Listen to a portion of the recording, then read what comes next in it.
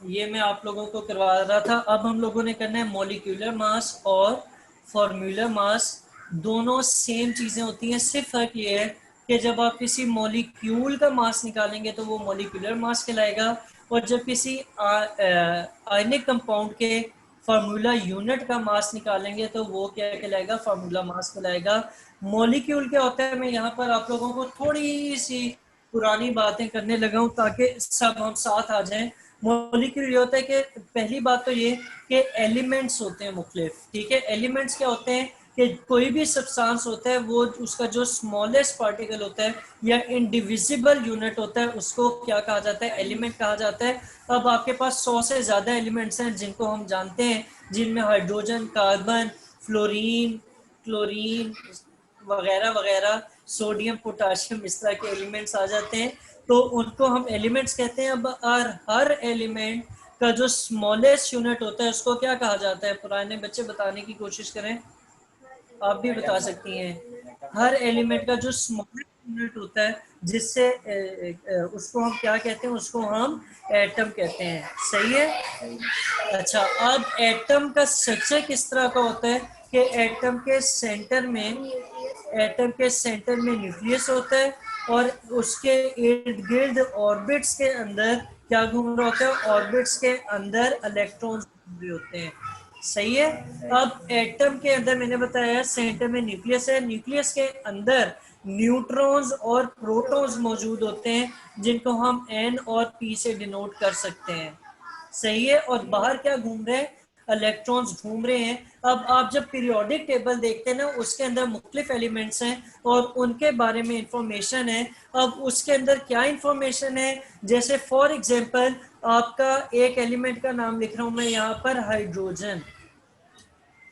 Hydrogen, hydrogen, ठीक है। अब इसको हम जगह जगह केमिस्ट्री में हाइड्रोजन बार बार नहीं लिखते, इसकी जगह इसका सिंबल यूज करते हैं और वो क्या होता है, वो होता है कैपिटल एच।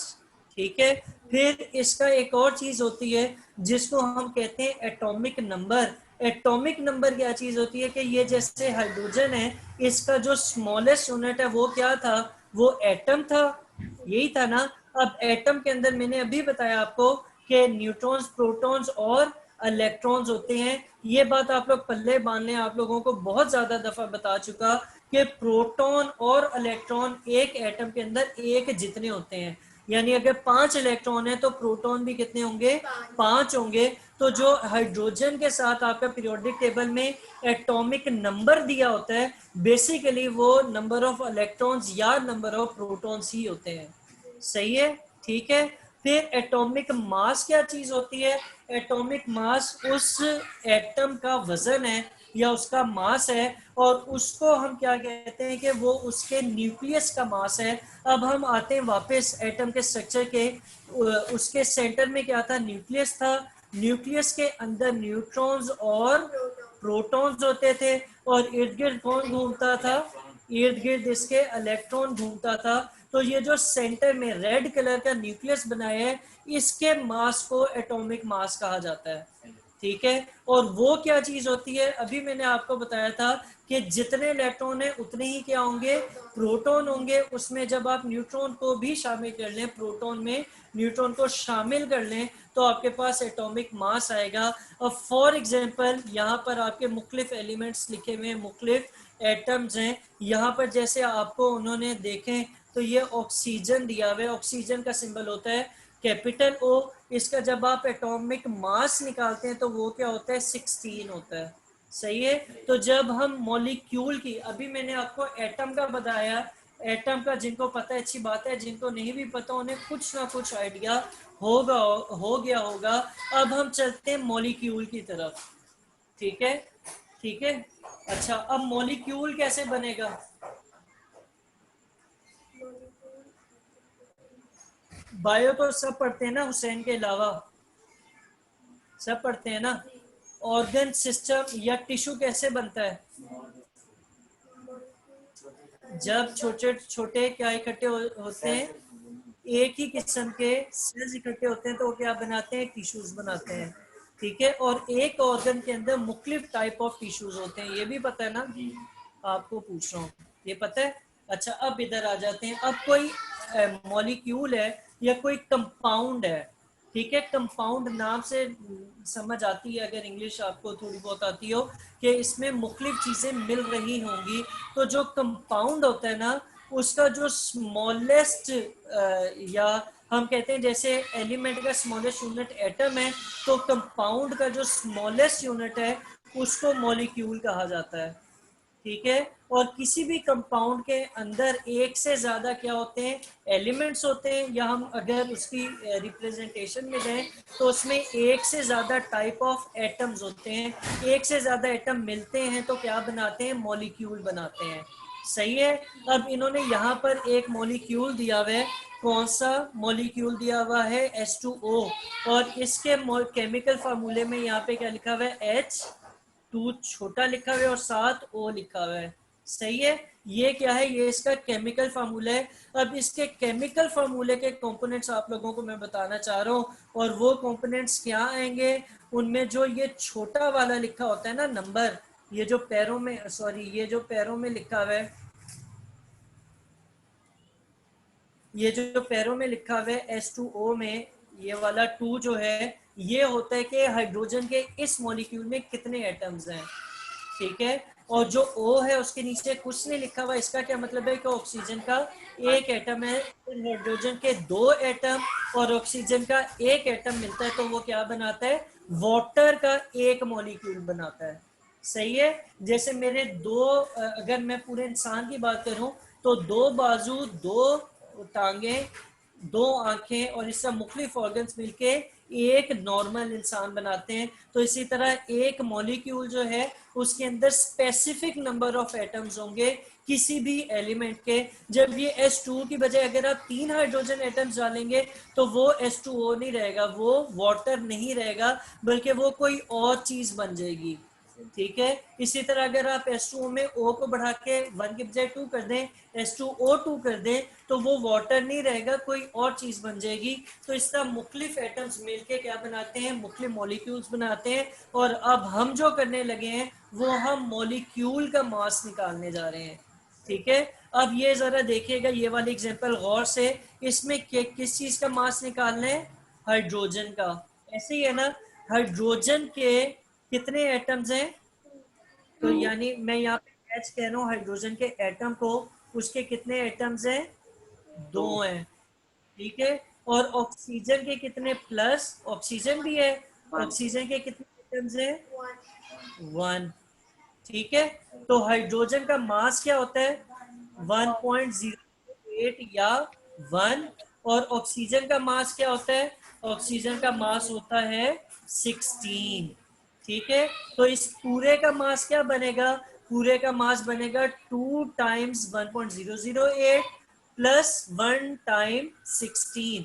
इसको सॉल्व करेंगे तो 18.016 AMU इसका यूनिट होता है, केजी में नहीं होता, AMU यूनिट होता है, उसमें मॉलिक्यूलर मास निकलाएगा H2O का, ठीक है। कुछ आइडिया हुआ मैंने क्या बताया है, हाँ जी, ठीक है।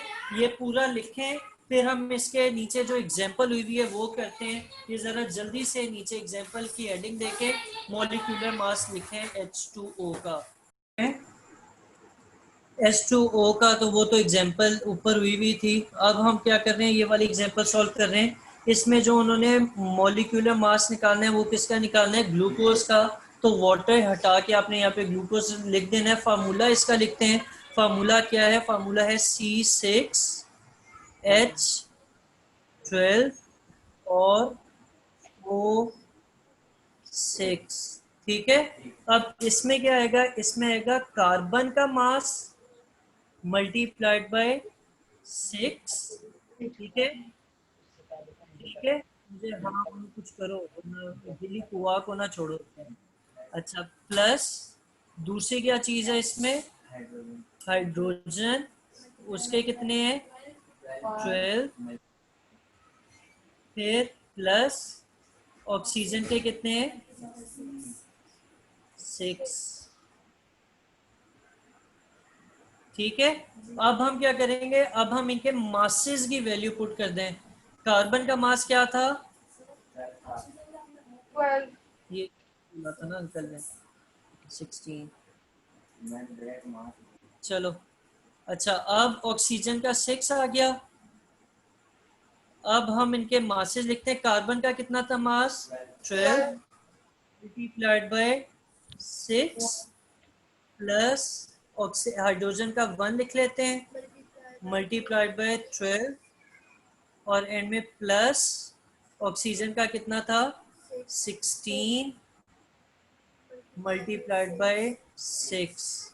ठीक है, इसको सॉल्व करें तो क्या आएगा? 180 6 12 से 72 72 और आगे 1 इंटू 12 12 आ जाएगा और फिर तीसरा 16 6 क्या आता है? 96।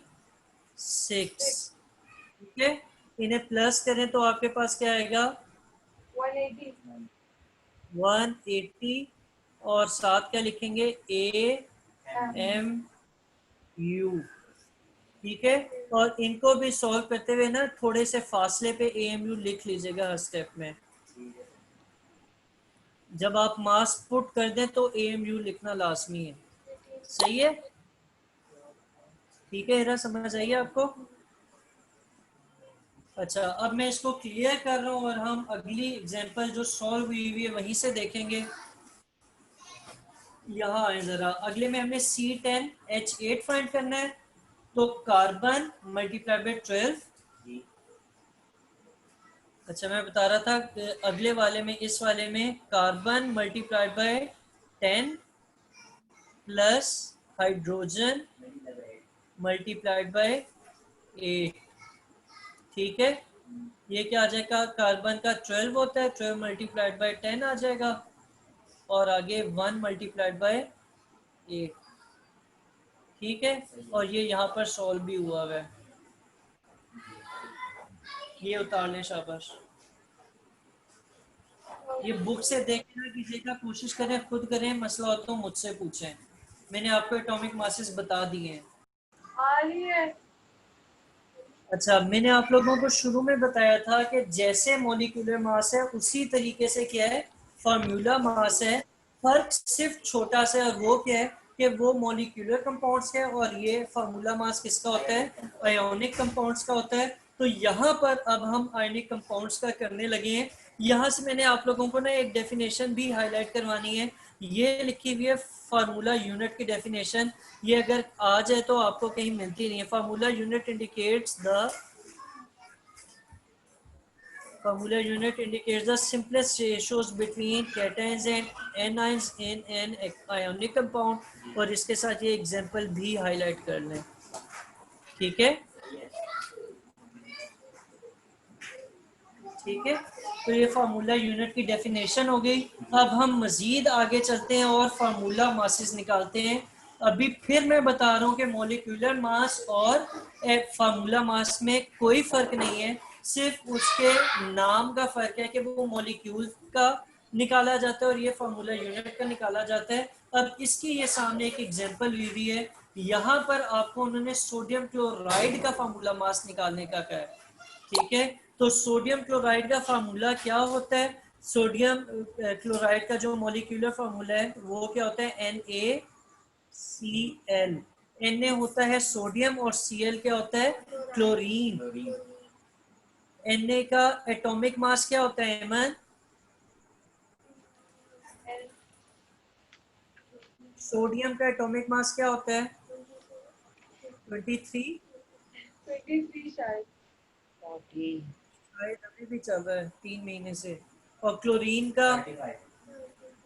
ठीक है, 35 एटॉमिक मासेस बता दिए, आपकी बुक बंद रहनी चाहिए। और अब आप ये एग्जांपल 1 करें। इसी तरह मैग्नीशियम हाइड्रो ऑक्साइड है नीचे। ठीक है, नीचे क्या है? Magnesium hydro oxide. उसमें Mg है और दूसरा क्या है?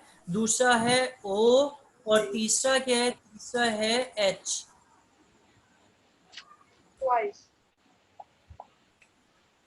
अच्छा, तीसरा है H। तो इसमें हमने फार्मूला मास निकालना है। तो क्या क्या एलिमेंट्स आएंगे? एक आएगा Mg, दूसरा क्या आएगा? O और तीसरा क्या आएगा, H आएगा। ठीक है, अब इसमें एक ब्रैकेट भी डली हुई है, इसमें एक ब्रैकेट भी डली हुई है, और वो ब्रैकेट क्या है कि उस ब्रैकेट की वजह से आपने सॉल्व करते हुए भी ब्रैकेट डाल देनी है, और ब्रैकेट के बाद 2 है तो उस पूरी ब्रैकेट को 2 से मल्टीप्लाई भी कर देना है, और फिर आप सिंपल बॉड मैच रूल से उसे सॉल्व करेंगे। ठीक है, ठीक है। मैग्नीशियम का एटॉमिक लिखिए, क्योंकि मैं फिर सॉल्यूशन छुपाऊंगा, मैं सॉल्यूशन नहीं दिखाऊंगा अभी। मैग्नीशियम का एटॉमिक मास होता है 24, ऑक्सीजन का मैं आपको बता चुका हूँ क्या था 16 और H का कितना था 1 1। ये करें शाबाश। mg multiplied by 1 plus bracket डाल दी, मल्टीप्लाइड बाय 2 लिख दिया, O भी 1 ही है, और ये H जो 4 नजर आ रहा था ये भी 1 ही है। इसमें जब वैल्यूज डालेंगे mg की वैल्यू क्या आएगी 24, इधर देखें शाबाश, multiplied by 1 plus bracket, bracket multiplied by 2 था ना। अच्छा, O का मास क्या था 16 मल्टीप्लाइड बाय 1 प्लस डाला, और 1 मल्टीप्लाइड बाय 1। सही है, समझ आ रही है हिरा हमना? साजिद को तो आ रही है, शो कर रहा है। अच्छा, फिर आगे 24 बन जाए 24 plus bracket multiplied by 2, bracket के अंदर क्या आएगा 16 बन जाए 16 और 1 17।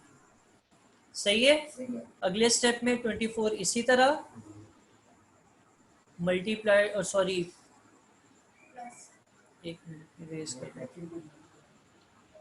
प्लस 17 टू ज़ा 34, टोटल क्या आ जाएगा